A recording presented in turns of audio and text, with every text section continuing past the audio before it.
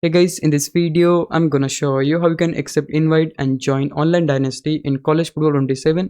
It's pretty easy. Before you do anything, simply go and open game settings, because in the game settings, we need to make sure that the crossplay is turned on or not.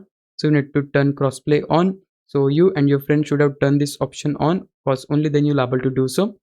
Next thing you need to do is to simply press touchpad on your PlayStation controller. If you're playing on Xbox, press the back key and you will open EA Connect window. Right here, simply go to player search tab. If you haven't added your friend in your friends list, you need to search his ID.